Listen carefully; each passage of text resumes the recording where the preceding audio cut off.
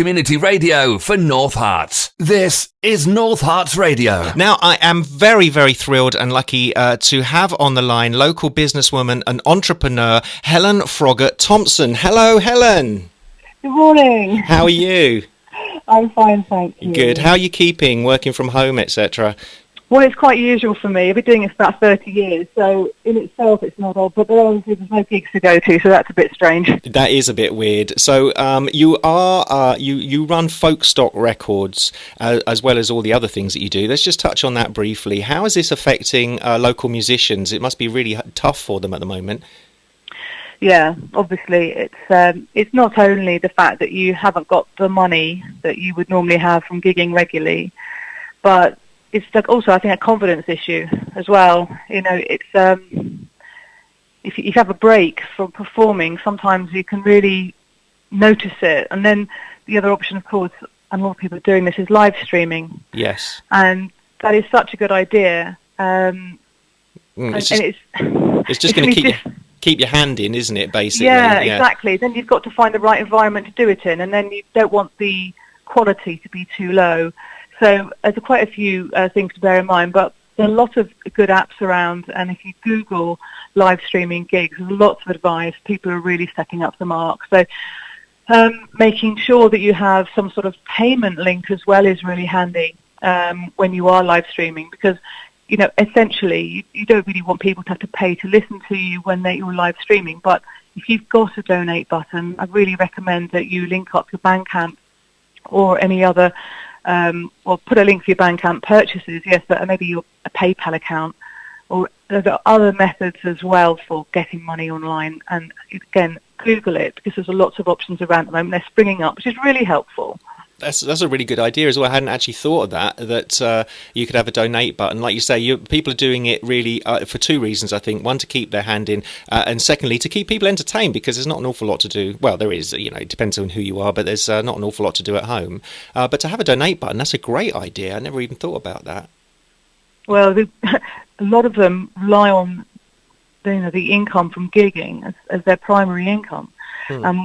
Increasingly, people have been dropping their day jobs because it's very, very difficult to balance getting to gigs, setting up, you know, early evening or even late afternoon if it's a long way away, and having a full-time job. So lots of musicians in the last 2 years, I would say particularly, have had gigging as their primary income. So it's a massive blow, and huge sympathy for everyone concerned. Yeah, okay. All right then, so also you have got an article coming out in the Comet this Thursday about ideas for working from home, 10 top tips. Is that right? Yeah, it's so cool, isn't it? It is, it's so good. I love a bit of alliteration. That's me, alliteration. Yeah. So can you give us a little bit of a preview, a couple of those tips that people will be getting in the Comet this week?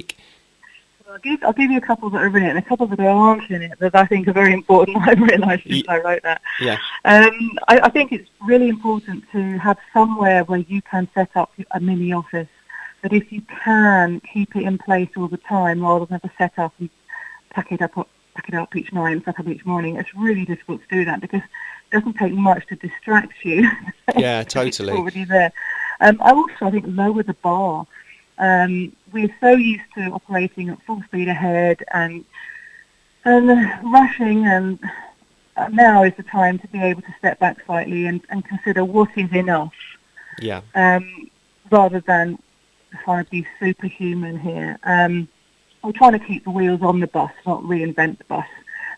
Yeah, totally. I think we've got to bear in mind that we've got to survive, and the difficulty is, of course, more than usual, is that if you've got your children at home as well now, and you're trying to work, it can create a very stressful environment where, you know, you feel more guilty than ever that you're not spending time with your children and possibly getting annoyed with them if they're interrupting phone calls.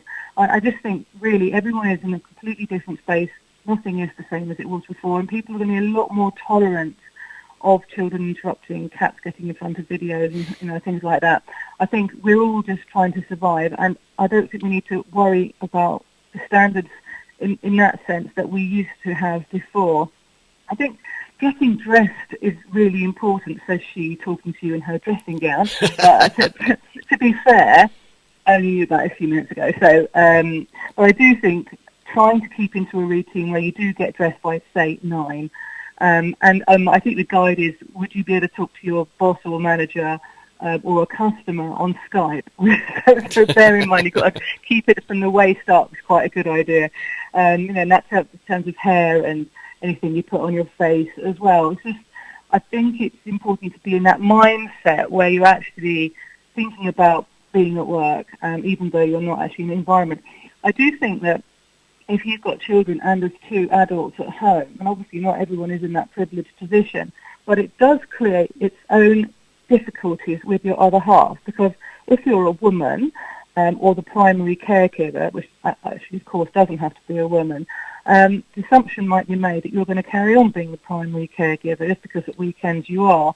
However, if you've got a business to run or even need some time for yourself, it'll soon cause problems if one person is doing the bulk of the childcare and one person isn't. And I do think it's well worth agreeing a sort of rota with your other half, even if both people aren't working. And that might sound counterintuitive, but we all need our space. And we apart from the fact that a lot of us are used to having 5 days apart as it is from each other, as well as bulk of the day from our children. And we are going to need space. So even if there's one of the halves of your duo running the house isn't working, I do feel they should have an hour or 2 off to do whatever they wish. And that should be agreed in advance, and a sort of rough timetable. Because there's going to be some home education for children. And again, it's great to have a plan, but if it's too strict, everyone's going to get fraught when it's not delivered. And what's really important here is that we're kind and compassionate to each other, and I think a lot more tolerant. That's got to be one of the biggest things that's going to be important now. If we're going to have relationships that survive this, we're going to have to really lower the bar and lower our guilt and concentrate on each other. And if you're working from home, I think trying to get a buddy at work that you can speak to regularly, almost like a mentor, but someone at the same level as you, I think it's really helpful. And keeping in touch with your manager and agreeing what is reasonable to expect each day. That sounds... If you're actually working from home. And some people are being furloughed and being told, please, you don't need to come into work. We will pay you 80% of your salary, which the government are going to reimburse us for. No exact details of how that's going to happen yet, but it's planned for April. So there'll be about a month's lag in terms of money coming into companies from the government. However, a lot of companies are laying off their staff in terms of paying them to be at home. And that's a different thing. So you've got people that are not working, people that are working. Both are paid the same, which is up to 80% of their salaries, to about where 31,000 kicks in. If you're earning more than 31,000, then you would actually not get any more than 2,500 a month maximum. Mm-hmm. So this creates a dilemma of what you do if you've got staff at home that aren't working. I really think you need to keep in touch with them as well. Keeping the team together is going to be even more important now. And agreeing with your manager what they expect you to do in a day or in a week, or if it's a project, agreeing the various steps of the project, because we can't work in isolation. Most of us need a form of regulation and some way to be feeling we're getting somewhere, some form of achievement. At the end of the week, you don't want to think, what was the point of all that? No one's even spoken to me. We all need that feedback, whether we're at work, in the office, which obviously can't be now, or whether we're at home. And arguably more now, we need, more than ever, to have that contact with work and colleagues. I totally agree. And not just the work bit, the fun bit too, sharing memes, sharing funny videos. There's lots of ideas that I've got on a feature actually on my thompsontraining.com website. I'm doing a blog now with articles that I've written that I think help people in this position, and I've got loads and loads of ideas for entertaining children as well and managing people remotely. Do you think that companies? So you just mentioned there about some workers being at home and not being employed, but still need to be kept in touch with. Do you think that companies could encourage their employees that can't go to work to take up some volunteering practices as well? Because there's an awful lot of volunteering that's going on at the moment that can be done remotely. You don't have to be in touch with people. Things like website design and all that kind of stuff. Do you think it's a good idea for companies to divert their current staff, if they can't work for them, to do other things? I think it's a very, very slippery slope, because I think ideally people should want to volunteer if they're going to do it. I think maybe providing, if possible, sort of resource of local places they could volunteer, but a lot of people aren't going to want to leave their homes. Telephone support, I think, is going to be something that will be increasingly popular. And I saw this morning someone talk about training people up to be volunteers, to do phone support to people who are isolated or need extra support. So I think if you're actually going to furlough someone, you either have to make it very clear that they actually have no work obligations, or they have some right from the start. Otherwise, you're going to get miscommunication there as well. And saying to someone, well, you ought to volunteer if you're not going to work for us, is a little bit domineering, I would say, personally. Okay. I think encouraging people by saying, here's a list of things to do that we've heard of. But I think also people like to take initiative with voluntary activities. Mm-hmm. Great. And, do you think there's anything we'll take away from this in a permanent way? You know, our practices will change permanently. Massively. Okay, Massively. so what kind of things, if you don't, I'm putting you on the spot a little bit there, because I That's didn't right. suggest. Before, it's fine. What do you think will, at the, you know, when we all kind of get back to whatever normal is in the future, what kind of things do you think that will be different for us from on a permanent basis? I'm hoping that materialism will have a complete reboot, and that we won't feel we have to have the latest this or that. But unfortunately, that's what fuels the economy. So I think there's going to be a lot of people wanting us to spend money that maybe we don't have, because there'll be quite a lot of debt. I think relationships will change. I think people will have noticed in this period that perhaps spending time being slower about life has actually been quite enjoyable. And I think I, for one, will definitely not want to go back to the state I was in before, of rushing around and trying to do this, trying to do that, and appreciating the small things in life. So, literally noticing that the Forsythia is out and how great it looks against the beautiful blue sky we've got today. Looking at the sun coming through the daffodil leaves. I know I'm being a bit... no, paying attention. That's the thing.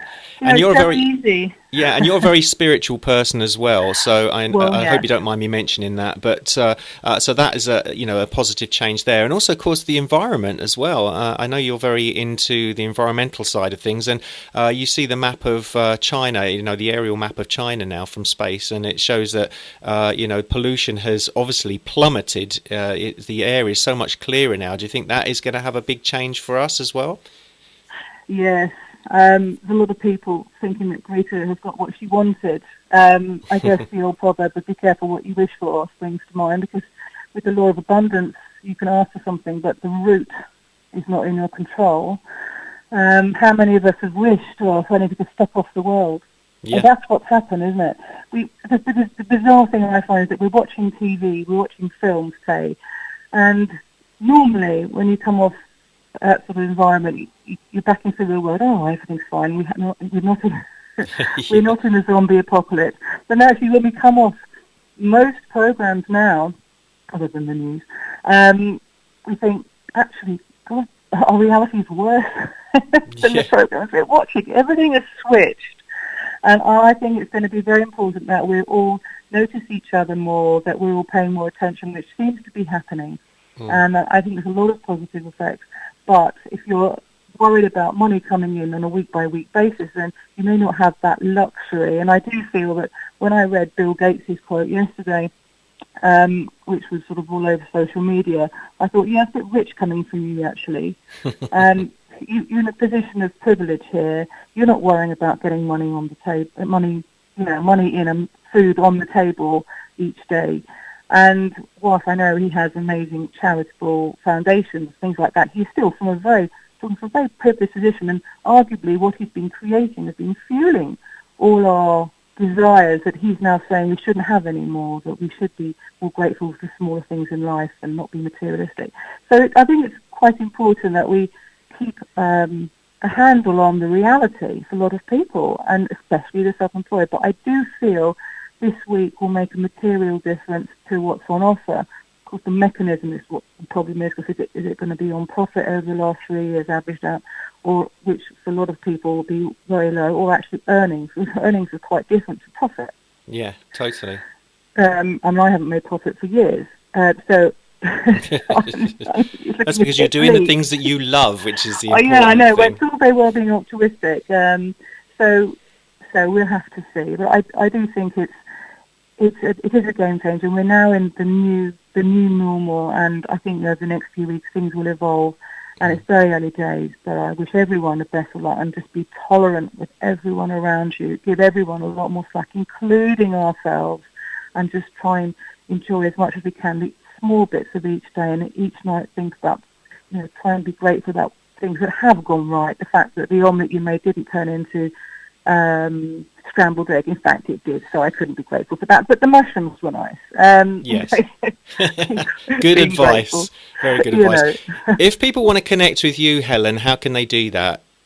The easiest thing is a simple email, which is helen@thompsontraining.com, and Thompson has no P in it. Yes. So THOMSON, thompsontraining.com. I've got a website too, which is thompsontraining.com. Funnily enough.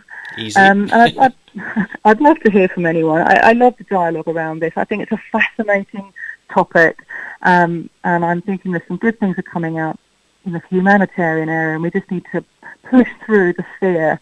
And once we reassure that we're going to have enough money to buy food, that is the most important thing. I think people will be able to relax a bit more, although it's a lot of grieving going on, because people have spent their lives building up their businesses, and maybe they're at the point now where they've finally got some money coming in and everything is changing. And I think letting go of the past is going to be the hardest thing, and accepting we just have to take each day as it comes. Totally. That's going to be the hardest thing moving forward. Yeah, absolutely. I 100% agree with you. Helen, thanks so much for coming on this morning. I really, really appreciate it, and all your great advice. And make sure everybody you read the comet tomorrow when it drops on your doorstep, or through your letterbox. If it does, I don't even know if people are going to. I don't know either. Yeah. I don't know, but it's definitely, there's already a couple of pieces online. In fact, the whole of the archons across Hertfordshire have been featuring what I've been writing on behalf of the accountancy practice. Great, yes, we should mention the accountancy practice. Yes, in Royston. We've been doing articles that the whole of the archon network in Hertfordshire have been sharing, which is very good of them. And I'm going to be writing a piece each week for the Comet and the Welland Hatfield Times, Hearts Appetizer and Royston Crow.